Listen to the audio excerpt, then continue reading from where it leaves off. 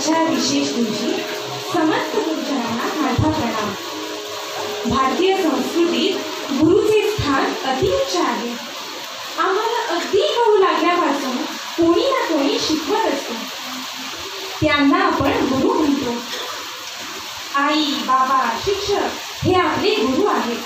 ते आपल्याला ज्ञान देतात, चांगल्या वाईटाची जाणीव करून देतात। डोळ्यांनी चांगले पाहावे, मुखाने चांगले बोलावे, देवाची भक्ती करावी, हे संस्कार आपल्याला आपले आई वडील आणि शिक्षक देतात।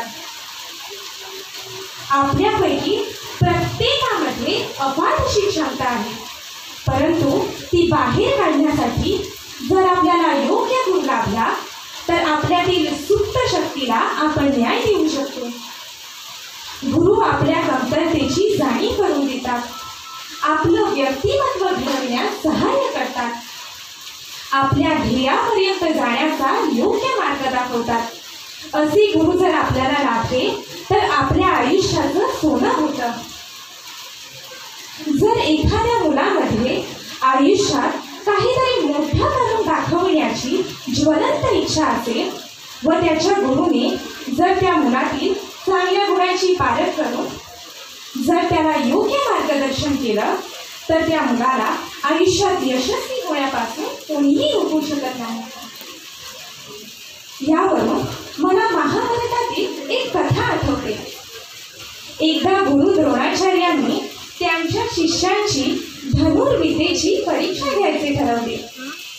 त्यांनी एक लाकडी पक्षी झाडावर बांधून ठेवला आणि त्या पक्षाचा डोळा भेदण्याचे लक्ष ठेवले। त्याने एकामागून एक येणाऱ्या शिष्याला विचारले, तुला काय दिसत आहे ते सांग। शिष्याने त्याला काय दिसत होते ते सांगितले। कोणी झाडं, कोणी आकाश, कोणी फळं दिसत असल्याचे सांगितले। जेव्हा हाच प्रश्न शिष्य अर्जुनाला विचारला की या झाडावर तुला काय दिसत आहे, तेव्हा त्याने उत्तर दिले, मला फक्त पक्षाचा डोळा दिसत आहे, मी पूर्ण पक्षी पाहू शकत नाही। आणि त्याने बाण सोडला, तो थेट त्या लाकडी पक्षाच्या डोळ्यावर लागला।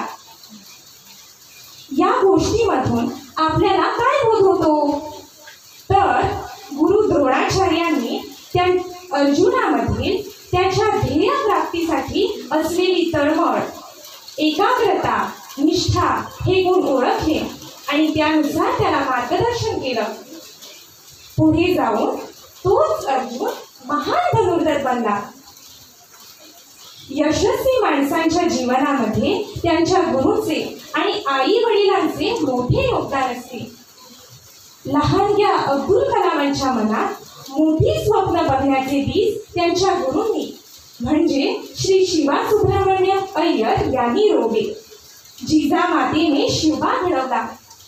रमाकांत आचरेकर सरांनी सचिन तेंडुलकरांसारख्या महान क्रिकेटपटूला घडवलं।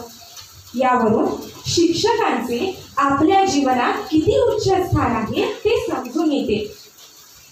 आमचे गुरु श्री पांडुरंगाचारी सर आणि श्री अवधूतचारी सर आम्हाला आपला बहुमूल्य वेळ देऊन निस्वार्थीपणे संगीताचं शिक्षण देतात।